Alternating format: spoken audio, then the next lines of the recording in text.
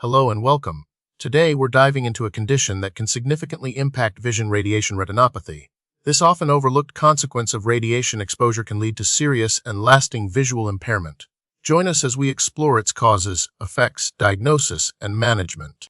Radiation retinopathy, as the name suggests, stems from exposure to ionizing radiation. This radiation can come from various sources, primarily therapeutic radiation used to treat cancers of the head, neck, orbit, or brain. The proximity of the eye to the radiation field during these treatments makes it vulnerable. In rare cases, it can also result from accidental exposure during industrial accidents or even from space travel. The severity of the retinopathy is directly related to the radiation dose, fractionation schedule, and the area of the retina exposed. At the heart of radiation retinopathy lies damage to the delicate blood vessels within the retina. Radiation primarily targets endothelial cells, the cells lining these vessels. This damage triggers a cascade of events. The endothelial cells become dysfunctional, leading to increased vascular permeability, meaning the blood vessels become leaky. This leakage results in retinal edema, or swelling, and the formation of hard exudates, yellowish deposits of fats and proteins. Furthermore, radiation can cause vascular occlusion, where blood vessels become blocked, leading to areas of retinal ischemia, or lack of blood flow. In response to this ischemia, the retina may produce new, abnormal blood vessels through a process called neovascularization. These new vessels are often fragile and prone to bleeding, further compounding the damage.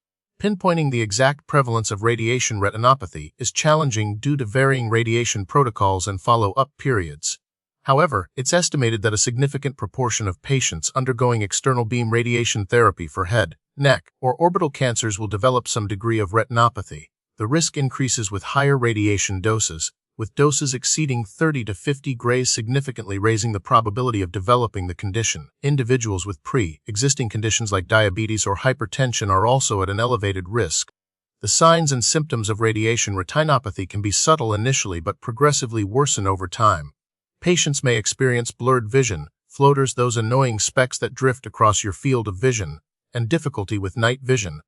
As the condition progresses, more severe symptoms can arise, including significant vision loss, distortion of images, and even complete blindness in advanced cases. The onset of symptoms can be delayed, sometimes appearing months or even years after the radiation exposure. Diagnosing radiation retinopathy involves a comprehensive eye examination by an ophthalmologist.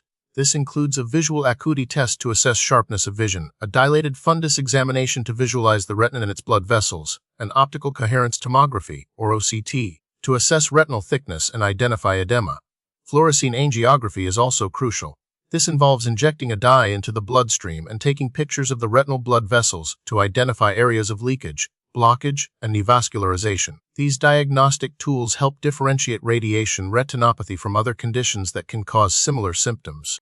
While there isn't a formal classification system as such, radiation retinopathy is often categorized based on severity.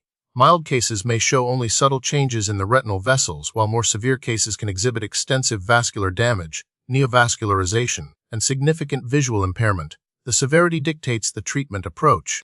The management of radiation retinopathy is multifaceted and aims to control the vascular damage and prevent further vision loss. Anti-VEGF injections, such as bevacizumab or ranibizumab, are often the first line of treatment. These medications target vascular endothelial growth factor, a protein that promotes neovascularization and vascular permeability.